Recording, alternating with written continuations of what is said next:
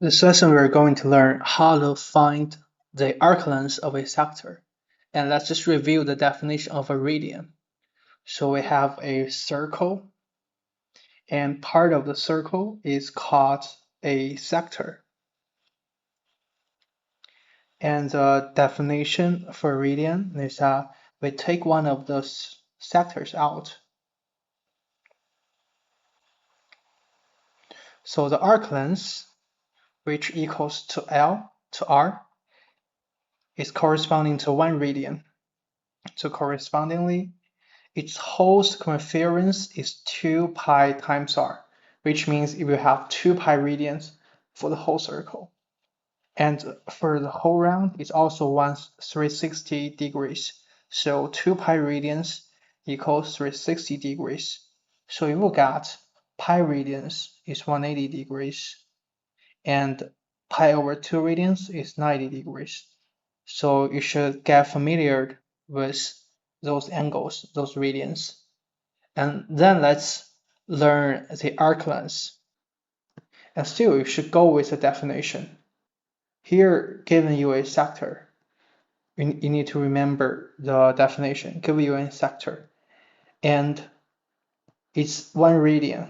So remember what's its arc length? The definition says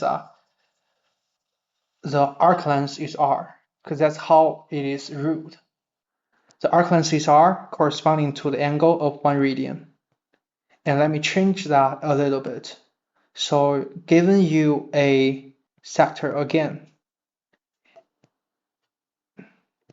and the radius is r. So given you a radian, a radius is 2 and it's 1 radian. So what's the arc length here? What's the arc length? The arc length is its radius r, which is 2. So you have to get very used to it. And let me change the parameter a little bit. So still giving you another sector, but its radian is 2 radian. So, and its radius is 2. What's its arc length? Its arc length will be 2 times the radius, which is 4. And our formula for finding the arc length, L, is radius times radian. And you have to convert the unit here as radian. You cannot use angles because we have another formula for degrees. And you can just forget about it because this lesson we are learning radians. And this is the formula for finding the arc length. And let me give you another example. So here's a sector. It's 0.8 radians and its radius is 3. So what is the arc length? What is arc length? Well, the formula is L equals R times radius times radians. So the arc length is 3 times 0.8 radians, which would be 2.4. And now let's look at a broader application involving arcs and angles. So suppose we have a sector and arc with angle theta and a radius r. Its perimeter is P. And you should pay attention to here. When I'm saying its perimeter, it means all the length which encloses this area. So its perimeter is P. And how do we relate P and its angle theta? So you see its length, its perimeter is covered by 3 elements, 2 of the radius and 1 arc length. So its perimeter equals 2r plus the arc length, which is r times theta. So this is their relationship. And it could also take r outside the bracket and combine them together. So in order, if you want to find the radius, so it's suppose it has given you the perimeter and the theta, you can just remove 2 plus theta to the other side. So the radius equals perimeter over 2 plus theta. And this is very common way for testing knowledge here, giving you the radius and angle, letting you solve its perimeter. Let's try a harder problem.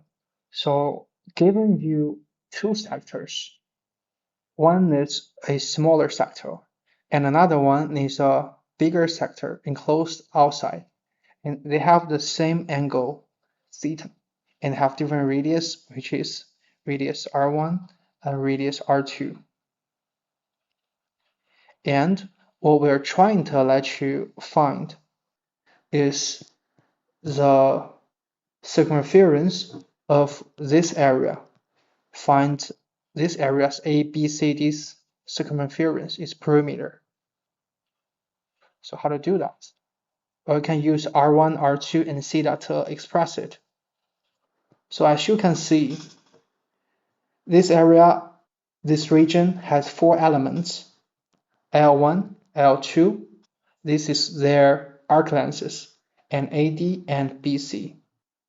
So for the length of AD, it's R2 minus R1, and the same goes as BC, R2 minus R1. And for the length of AB, it's theta times R1. And for the length of DC, it's theta times R2. So the whole perimeter of it is R2 minus R1 with 2 times of it, and plus R1 times theta plus R2 times theta.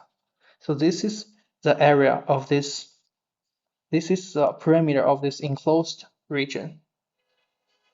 And all of this is really just practicing the formula L equals radius times theta. It's the same as what you learned with degrees, by using radians, making it simpler. And next class, we're going to learn how to find the area of sectors. And you can just review the knowledge we learned here, and so we could learn deeper. And see you next time.